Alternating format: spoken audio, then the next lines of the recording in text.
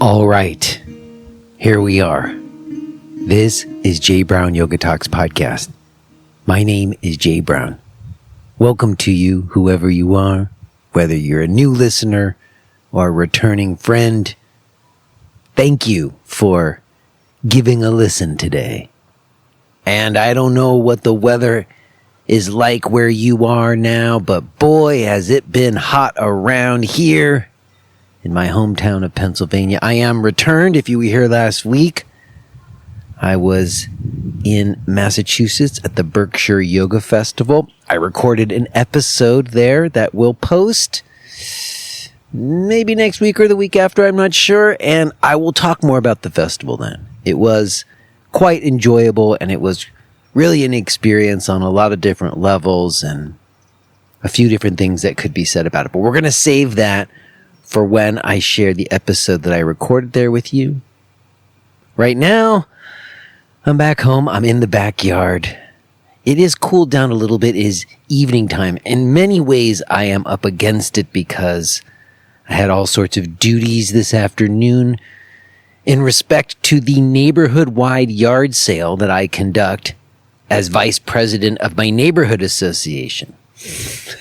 So we had our neighborhood-wide yard sale this weekend, and I had all kinds of stuff to do today, picking up signs and whatnot. And I put off doing the podcast intro much later than I normally would. And now I'm out here in the backyard. It's already latter evening, and the sky's looking a little bit ominous, I gotta say. We are under a thunderstorm watch, so it feels like the thunderstorms could roll in any moment. We're seeing if we can get it in before the storm comes. In more ways than one, I suppose. In any case, we're making it happen however way we can. And I have such a fantastic episode to share with you today. My guest is Godfrey Devereux. And if you're a regular listener, you're probably saying to yourself, wait a second. Wasn't Godfrey just here like 6 weeks ago? And the answer is yes, he was here. It's like 6 weeks ago. And this is unprecedented. It's unprecedented. I've had people return to the show, but I usually wait at least 6 months, not just 6 weeks before I have them back. Well, in this instance, I made an exception. We had such a fantastic talk 6 weeks ago. And Godfrey emailed me this very cryptic email. Do you want to do another one? Here's this book I wrote about the bandhas. And of course, it's an awesome book. And the topic of the bandhas is something that I've thought quite a bit about. You don't hear people talk about them a lot, although I imagine most people who've been to a lot of yoga classes have heard a yoga teacher use the term before. There are conflicting teachings on them. So I couldn't resist. I couldn't resist the opportunity to talk to Godfrey again and to get into it deep about the bandhas. So it was incredibly fun to have this talk with Godfrey, and it is a pleasure for me to be sharing it with you today. Okay, what else? So there are kind of a lot of things going on right now, but almost too much to try to put into this intro at this late time in the evening. And you know what? I think I may be overdue for a bit of like a full-on check-in. Maybe we'll even do that next week. So I'll fill you in on stuff that's been going on if you're a regular listener and you follow along with all of that. But I think we're just going to keep it to this because, like I said, the storms are coming, and it's probably best that we just get to it. Real quick before we do, let me mention that if you enjoy what you get from this show and you have interest in expanding your yoga education further, I want to encourage you to check out some of the on-demand videos I have. I've got practice videos. I've got an online workshop. I've got an extensive yoga modules course that I put together. There's also ongoing live stuff if you do online live classes or you want to be part of my discussion group, Or maybe you want to get access to the full-length archives of this show and help be a supporter with a podcast premium subscription. All of my stuff can be found at jbrownyoga.com. Okay, then, I am going to leave it right there. I will touch base with you on the other side. But let's go ahead and get to it. Let's listen to this conversation that I had with Godfrey Devereux.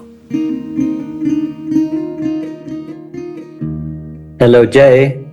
Hello, Godfrey. How are you? I'm doing well, my friend. Very good. Me too. So nice to be speaking with you again, and so soon. Well, yes, it's good. I enjoyed it last time. Me too. And you know the deal. I'm recording, so we've begun, Yes. Okay? We have, yes. Oh, lovely. Well, I will say, as I mentioned to you in my email, this is kind of a first in all the years, and we're coming on almost, 9 years now that I've been doing the show? I don't think I've ever recorded with someone so soon after having just recorded with them. And, the reason why I thought, oh yeah, let's not just wait, was sort of twofold. One, I had such a good time talking with you a few weeks ago, and I got wonderful feedback about it. People who listened to it really got a lot out of it. And I think the reason is that, it's just a really nuanced conversation that there's not a lot of places you can find these days. And we could talk about why that was maybe, but people appreciated that because I think we're able to talk about things that are usually very difficult to talk about. And we talked about the sutras in a way that I think resonated with people. I also felt that in that conversation, we did kind of get into some very high concepts, and I always want to kind of counter that with sort of something more practical. And I don't know why you thought to reach out to me and suggest the topic of bandhas, but that seemed to me to be the perfect place to get more practical, even about some of the things we talked about a few weeks ago, Yeah, absolutely. Well, my reason is quite nefarious, really, which is that on August the 17th and 18th, I'm doing a bandha workshop in Washington, D.C., which will be the first time I've been in the United States. I see. I knew you were coming, but I didn't know it was a bandha workshop. Perfect. Yeah, it is. Well, thank you for being so upfront about that. I'm very glad for us to get this out in time. So if people are going to be in Washington, D.C., they can come hang out with you and learn about the bandhas, because I certainly appreciated your little book of bandhas that you sent me. Yes, it's a bit of a gem, really. Oh, it really is. And the reason why, again, the topic is so appealing to me is over the years, as we were discussing last time you were here, where you come to recognize that asana and pranayama practice isn't really about strength and flexibility. And I've actually do other things for that now. So the use of, pranayama and asana specifically, it's just the role of that has changed. And over the years in identifying why I still do it, what is it for me? I've had a kind of this sort of mantra, which was breath, bandha, sthira, sukha, that it all kind of boiled down to that. And I have some thoughts and experiences around what I think the concept of bandha is, or the actual practice of bandha is, but I haven't heard a lot of people articulate it. I would say there's really sort of two things that I've come across over the years, or two kind of camps in a way. One of them is where the bandhas are very abstracted and are mostly about pranayama. I remember doing Uddiyana bandha practice, where you put your hands on your knees and you lean forward and you exhale all your air out. And then you suck your abdomen in as much as you can. And then sometimes you would include Nauli there. And that was you practicing Uddiyana bandha. But I just didn't mean anything beyond this weird thing I was doing with my abdomen. And then later on, though, years later, when I became inspired by Desikachar teachings, they have a totally different idea about bandha, which has much more to do with breath pattern. And a lot of the things that you kind of talked about in your book, I think. So I guess, first of all, like we did last time, I was asking you about like, how did you come up with your translations or commentaries on the sutras? Where do your ideas about bandhas come from? Are you drawing upon specific traditions when you talk about them? Or is it more out of your own, like we said last time, like somatic scientific experimentation? Well, I think that, like you, I first encountered the bandhas as something more related to pranayama in the Hatha Yoga Pradipika type texts. But then in the early 90s, when I was exposed to Ashtanga Vinyasa Yoga, there was all this talk about the bandhas, especially Mulabandha, Uddiyana Bandha, and Jalandhara Bandha. So I just kind of did what I thought I was being told. And then after a little while, a good friend of mine said to me, "Oh, Godfrey, I've discovered something amazing. When I practice shooting with a handgun, which I do on a regular basis, if I activate Mulabandha, I'm more accurate." And I went cold. I thought, how can a spiritual technique support martial activity? And then I thought, maybe I need to reevaluate and find out if Mulabandha really is contracting the anus, as I'd been led to believe. And if right, contracting the anus or lifting at the perineum, that's what the teachers would say, but it was never clear what that really meant. Exactly. It wasn't clear what that really meant. And to my mind, that those two things are slightly different in that I think lifting the perineum is closer to my understanding of what Mulabandha is, but contracting the anus is, I would almost say, the polar opposite. But anyway, so I went on my little journey, and I was given clues along the way, and one of them will kind of tickle you a little bit. I was at a Jiva Mukti conference or festival or whatever in Munich many years ago, and I went to a session given by Mark Whitwell, and somewhere during the class, I don't remember if he just mentioned or if we did something, but he said that Mulabandha was related to the exhalation. So this made me think, okay, how is that the case? And then I started to explore, let's say, apply my practices of pranayama to, well, what happens if you play around with the exhalation while being aware of your pelvic floor, being aware of your anal sphincter muscles? And eventually, many, many years of practice. And one other clue I was actually given by a friend who was a student when she was in a full forward bend of Uttanasana. She'd been a prima ballerina with the British National Ballet and was very capable, but she was also a serious Iyengar student. And I said something to her about doing Uddiyana Bandha, and she said, well, I've been told to keep my abdomen passive. So I put my hand on her abdomen, and I thought, okay, this is what I'm asking her to do, but he's saying keep your abdomen passive. And so that kind of also fed my inquiry, within which I kind of realized that different people, different traditions were pointing in the same direction, but in apparently radically different ways. And this is why people were perhaps being confused, not understanding, as Robert Plant kindly told us, that one word can have more than one meaning. So I think it took me a long time to get to a point where I was no longer curious, and I was more enjoying and benefiting from the bandhas in my practice. I hear you. I do too. And I think you're right about what you said about all that stuff, and about how it's funny that you mentioned Mark, because that is the person who kind of exposed me to a different idea about bandhas, where it was about breath and more about like kind of a natural order or function in my system or stability in my system or something, and that there's no separation between asana and pranayama. Like Bandha in asana. Bandha in asana is breath practice in asana. Yeah, I mean, how we distinguish between them, I suppose, is just our own habits, because they are functionally, it seems to me, inseparable. And I think for me, that was also the key, was realizing that the presence of the bandhas is about stability, about making sure that you're stable. And of course, that, according to Patanjali, is the essence of asana, shtiram. So that was a big key for me. Well, I think one of the things that always threw me is they used to always say that bandhas translated as locks, the root lock and the chin lock, but you sort of referred to them more as a support, right?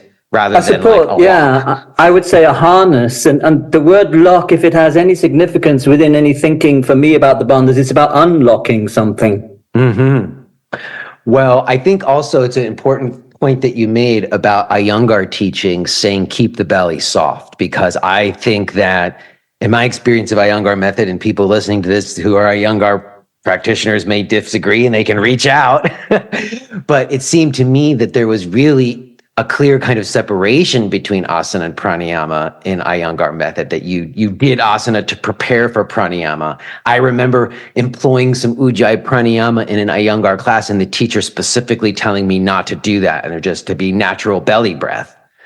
Yeah, well, I mean, I that's not quite my take on it. When my friend student said, I've been told to keep it passive, this is not quite the same thing as keeping it soft deliberately, because if you try to keep your belly soft deliberately, that would include all of the abdominal muscles, which means the transverse abdominal muscle. And this is a very significant and powerful muscle for stabilizing the body, for keeping the center of gravity low when you lengthen your spine. So I don't think Mr. Iyengar, I spent some time with him, and from my experience of him, the word that was used by my student is the right one, passive. Don't do anything with, but let it be done to. And the same with your breathing. Don't do anything with, but let it be done to by what you're doing with the rest of your body.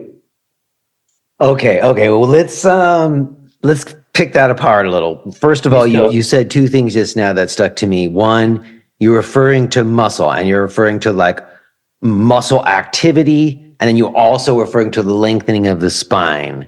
And I guess here's sort of my first area of questioning. Like at first, when I first started reading your book, I was like, oh no, I don't know if I agree, but then I kind of did later on, because honestly, it seems like there's maybe some contradictory statements, unless you can clarify them for me.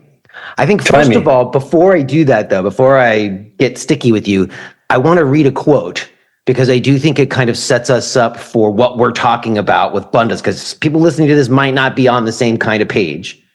So I'm just going to read a quote from the book. It says, yoga posture practice is also perhaps the most potent and rewarding activity that human ingenuity has ever developed.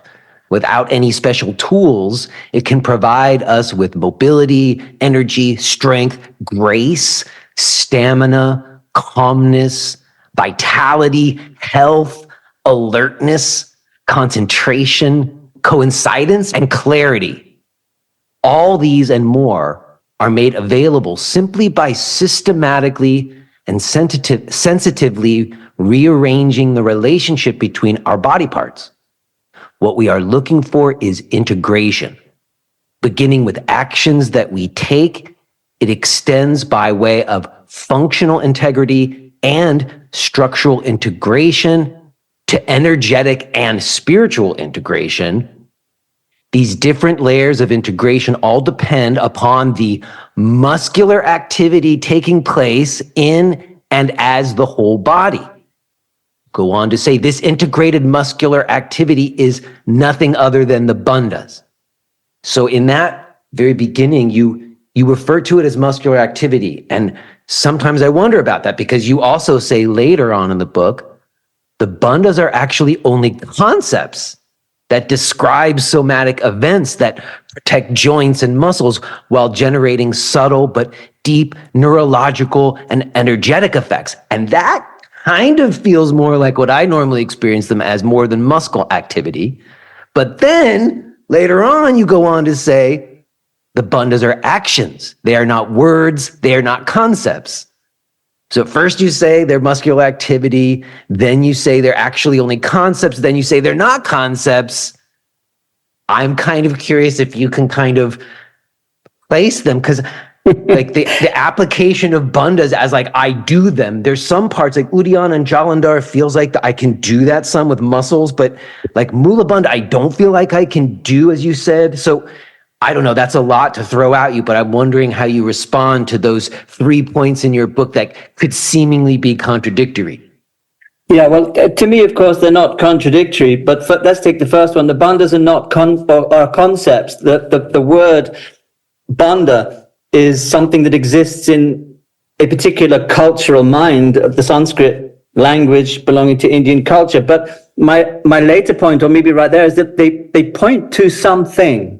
And what they point to are, I think in the terminology of the second quote that you read, somatic events. But those somatic events depend upon muscular contraction. So if you are talking about something that happens or something that can be done, then they're muscular events. If we're talking about them, we're talking about them as concepts, hopefully referring to those somatic muscular events. And you said a moment ago, kind of at the end of your thing, before you asked me to speak, about the experiential for you difference between Mulabandha just happening, Uddiyana Bandha, Jalandhara Bandha you can do. For me, that they share the same, nest, which is that, yes, you can do things deliberately. You can activate your muscles, which means contract some muscles in specific ways that create a response, let's say, in and around the pelvic floor, calling it Mulabandha. You can do something with muscles higher up in your body, which does something around the solar plexus that you could call Uddiyana Bandha. You can do something with the muscles in your throat, which does something that you could call Jalandhara Bandha. But my experience is, if you don't try to do those things at all, and instead you give your interest, your attention and your intention to what your body is telling you when you change the relationships between its parts, what I discovered was these concepts or these references, Mulabandha, Uddiyana Bandha, and Jalandhara Bandha, seem to happen by themselves as muscular events. So let's take it from the spine. So what initiates these muscle events is what we're talking about in a way. They're Lengthening still muscle events. It's just what initiates them. It's not like doing a bicep curl or something. No, it's lengthening the spine. Oh, well, okay. Lengthening the spine. But the spine is not separate from the rest of the body. So if you're walking along and then you stop walking, you stand still and you broaden your feet, this is going to affect your spine. It's going to give you a stability, and your spine is going to soften and release, and it's going to lengthen, because that's what your spine does. Right. So the lengthening of the spine is not principally a direct, conscious, volitional event initiated by the spinal muscles, but it's more to do with changing the relationship between your rib cage and your pelvis. So you could say you can lift your rib cage in a number of ways. You can use your back muscles and the intercostal muscles, but that is a kind of slightly constricted way, or you can find a way of doing it that actually depends upon your spinal muscles engaging. And as they engage and your spine lengthens, the rib cage is lifted. So there's a softness in the muscles of the rib cage that allows Uddiyana Bandha to happen. Oh my gosh. Okay. So there's so much in there. Okay. So again, it still feels like there's what's initiating these things. And we have to be very careful when we say lengthening the spine, because you did articulate it well just now. There's a very big difference between an idea that I had about lengthening the spine, which was all kinds of engaging of back muscles to try to essentially take out the curves of my spine and create as much axial extension as possible, because I thought the more length, the better. And the feeling of stability that you're talking about when your spine is lengthened in the way that you're talking about it. I guess my question there is, before we get to lengthening the spine, I think we need to say more about how breath relates to that, or how, like you said earlier, exhalation relates to Mulabandha, because that's the thing that changed for me, that inhale from above and exhale from below, which is sort of like a breath pattern they talk about in Desikachar teachings. I came to learn through people like Leslie Kaminoff and others. It is very much about the way that your breath mechanism works. Like when you inhale, your diaphragm moves down and breath comes into you. When you exhale, your diaphragm moves up and breath moves out. And somehow some kind of awareness or participation with just that function of breath, inhale from above, created what you're talking about. Like that inhale to the chest, exhale from below. What Mark used to say is, Bandha is the way that your body organizes around your breath. And that when that happens, you are in this kind of, you say, like lengthened spine, but not with this like hard muscle effort to make it happen, but in this other way. So can you say more about how breath and bandha are related in your experience?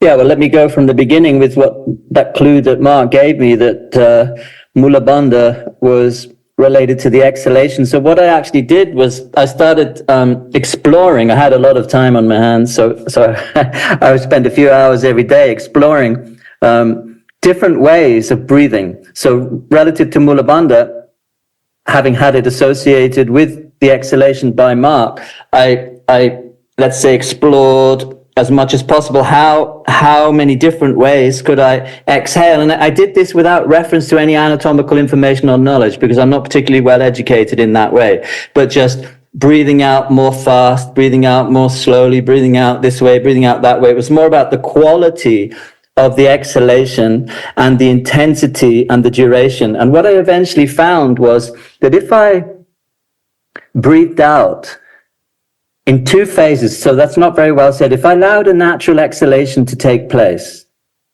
Through your nose or through your mouth? Always through my nose. Okay, just to clarify. Yeah, always.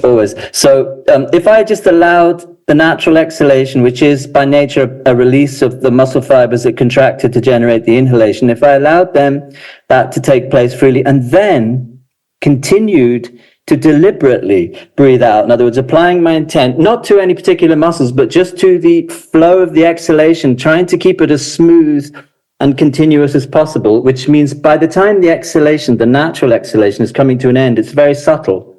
So this second phase that I was exploring the possibilities of was a very subtle, slow, and quite long extension of the exhalation. And after a while, I began to feel that this was engaging deep in my abdomen, but it was also lifting my perineum, which is, you could say, the characteristic signal the of old Mulabandha. line that they used to give us that nobody. Well, no, and I think it's absolutely valid. The perineum lifts, but the question is, how do you lift it? What is it that's lifting it? And for it to lift, it has to be muscular contraction, because that's the only option for the human body. So what is it that's doing it? Is it the anal sphincter muscles pushing it up? What is it? And this is what, let's say, where my exploration of Mulabandha being relative to the explanation came to a satisfactory end. And then this took many, many years after that to get to the point of realizing that if I breathed in a similar way, which means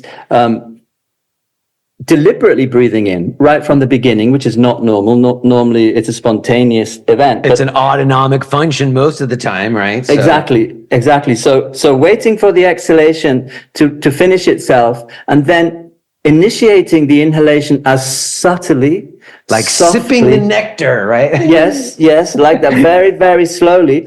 And eventually realizing that if I did that while simultaneously, slowly and softly lengthening the spine, my perineum lifted in the same way. Not only did my perineum lift in the same way, but my navel drew back and a hollowness came into my solar plexus. And to me, there they both were, Mulabandha and Uddiyana Bandha. And then later I realized that very subtly there was also a response in my throat.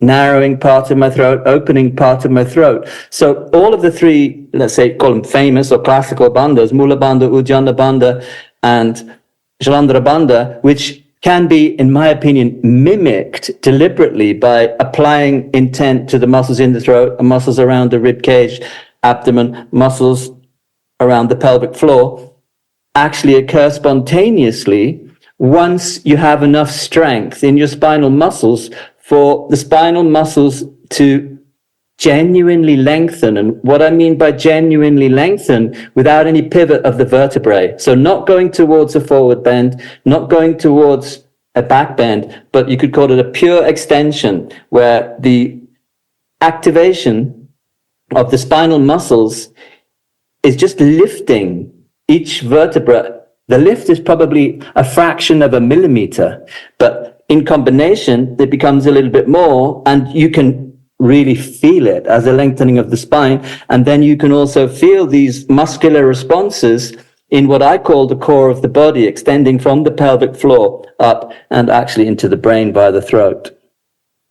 Okay, I get that. I'm a little bit like the lengthening of the spine. I think I know what you're talking about, but it doesn't mean like a straight line. Yeah. That's what I'm saying. Like you say that in your book, I think that the idea of like straight lines, that they don't exist in nature. And I feel like in the past, I was trying to make everything these like lines and hold them in my body in this kind of rigid way.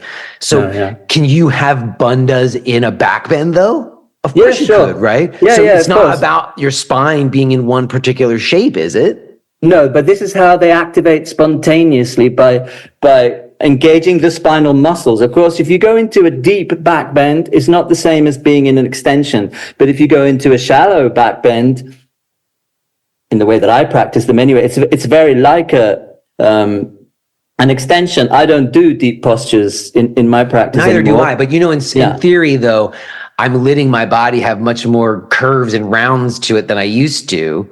And it feels more support. I feel more bandha there. It's not the lengthening of the spine doesn't mean straight lines. Because in Iyengar, it kind of does. No, absolutely, it doesn't. I mean, as you said before, I don't know if you were quoting me. There is no such thing as a straight line in nature, and the curves of the spine remain. And in a sense, you could say that they become more obvious. Now, I don't mean necessarily visually obvious to an observer, but experientially obvious. You can feel the, I would call it the pulsating opposition between the different curves of the spine. Pulsating? Say that again? Pulsating, the pulsating opposition. Yeah. Yes. Like the tension between male and female. It feels like a pulse, though, like a ocean swell or a pulse. I keep saying that. I really like that you said that. Yeah, I mean, to me, the bandhas are a spiralic vortex that extends from your perineum into your brain. Oh my gosh. Okay, well, wait a second. Before we get to the spiraling vortex, because that is where I think bandhas also get more interesting beyond the idea of, like we've been talking about, like the musculature or the engagement of the body. Although before we jump off of that, I think to stay with those three bandhas that we were just referring to, I don't know what your experience is, but my feeling is that when I was very focused on trying to apply bandhas, I was often not doing what you were calling pure and applied. You said the difference between like the pure experience or the pure muscular event that we're talking about and like trying to apply it as though it's like a totally conscious only muscle effort. I think a lot of people, the idea we have inside ourselves about applying bandhas actually gets in the way. Yeah, for sure. I think the bandhas need to be, in a sense, quite subtle muscular events, and then they become very potent, energetic and spiritual events. Exactly. All right. So before we get to the energetic spiritual aspect, I do want to mention the other bandhas, the extremity bandhas. Honestly, I've never heard anything about these before. I don't know if that's just a gap in my knowledge base, but I've never heard anybody talk about them. So can we say something about, well, there's actually more than two, but there seems like two other ones that have to do with the hands and the feet. Can you say something about these other bandhas? Yeah, well, I mean, I think you know that I'm unintimidated by the ideologies of tradition. That's something that you quoted about me, I think, on the first time you interviewed me. And I think it was the title of the episode, if I'm not mistaken. Might have been. And I think I have to go back and kind of credit Mr. Iyengar here, even though he, in my experience of him, never mentioned the bandhas. And once at a big event in Crystal Palace in London, he asked people to write questions and he would answer them. So I put on my slip paper, why don't you teach Mulabandha? And he didn't say anything, but he then gave a class that was all to do with the perineum and the anus. And it was very clear to me that he was responding to that question, not knowing who it had come from. But anyway, for me, it began with being fascinated by his instruction relative to the arms of opposing the forearm to the bicep, creating a dynamic of opposition between the forearm and the bicep. And I could feel how that created stability in the joints. And I also found that if I did, let's say, activated or articulated my hand in a particular way, it supported that opposition between the forearm and the upper arm. So what I realized was that what he was asking me to do was to establish a spiralic dynamic in the relationship between my hands and my arms, which went through my shoulder and into my rib cage. And so this made it much more simple for me when practicing.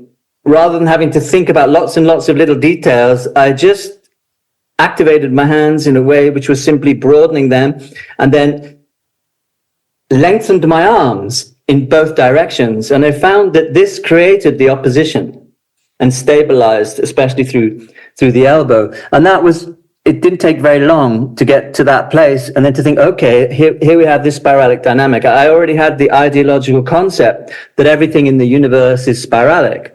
So it was very easy for me to kind of, let's say, fall into that way of looking at it. But then I started to think, well, okay, what about the feet? Because Mr. Iyengar is very, very, I don't know what the word is. You could say fussy if you were being negative, but very, very methodical and specific about what goes on in the feet, what goes on in the legs. Yeah, you got to root that big knuckle down or whatever, right? Whatever, yeah. And when studying or practicing with Iyengar teachers, I always found that myself lost. But when studying with him, when he was giving exactly the same instructions, it made sense. There seemed to be some kind of body-to-body transmission going on through his authority or through his authenticity. He wasn't parroting something that he'd heard. He was speaking from his own experience. And so I started to see, okay, well, inner ankle bone back, shin bone this, all these things that he was saying. And then I discovered that actually there was a spiralic dynamic coming from the feet, but it was more complicated. It was a double spiral initiating at the ball of the big toe and going round and out to the outer heel and back and along through the inner heel. And then it came all the way up through the muscles of the legs and into the pelvis. And if you emphasized one more than the other, then things would happen to the bones of the pelvis. Like, for example, your tailbone would tuck in or it would go back and out, or your hip bones would lift or they would drop. And after a while, I could feel that actually this is what he was wanting us to do. This is what he was asking me to do, was to establish these relationships in such a way that there was a spiralic dynamic going on in the feet and the legs, as well as in the hands and the arms. And then experientially, I could see how these two, spiralic dynamic in the arms, spiralic dynamic in the legs, were connecting to and supporting my spine, where the bandhas were being generated and supported by these peripheral spiral dynamics. So then I just started calling them Hasta Bandha and Pada Bandha. Oh, so did you come up with those terms? Yeah, sorry about that. No, I like that, because to me, I have the same experience of what you're saying, where there's this feeling or an event, a somatic event that you recognize happening in your system through practice, and you start to identify that as bandha. And then you begin to notice that, if I engage my hands and my feet in certain ways, it seems to really play into it or not. Like, I have all this cueing of like soft elbows, active hands, all this like grounding with the feet, because it relates to bandhas. And I just had never really heard anybody talk about engaging with the arms and the legs to be like a part of the bandhas, Yeah, but when they do become active, let's just say if you're standing with your feet more than hip width apart and your arms parallel to the floor. So if you're an Iyengar student, let's say you've jumped from the front to one side before you've actually come into any other posture. Mm-hmm. And if you're standing there and you stay still and you activate these spiralic dynamics from your hands through your arms into your rib cage, from your feet through your legs into your pelvis, and lengthen your spine, you'll find that the whole body becomes integrated on a singular spiralic dynamic. And that's what I call Sarvanga Bandha. Yes, you list 8 bandhas in total. So there's the 3 that everybody knows, right? Then there's the Asta Bandha, which is coming from the arms. And then there's the Pada Bandha that is coming from the legs. And then this next one you said is Sarvang. Say it again. It's the What is Sarvanga this? Bandha. It's the simultaneous application? Yeah. Bandhas in the whole body. So it's another word for all of it happening through your whole body. And is that another one that you coined? Yes, I'm afraid so. No worries. I like it. I appreciate it because it's putting a word to, although you're using a Sanskrit word, which I guess some people might not like, but I like it because it points to an experience that I've had and not really heard words for. So I appreciate it. Well, if I wanted to say it in English, I'd need a paragraph. Sanskrit's the only option. That's true. Fair enough. Okay, so there's other ones. So there's the 3, then there's the 2 extremities, and there's the one that you just said. And then these other ones seem to kind of take us into this other place that we were sort of getting towards before. What are the other ones that you've kind of coined?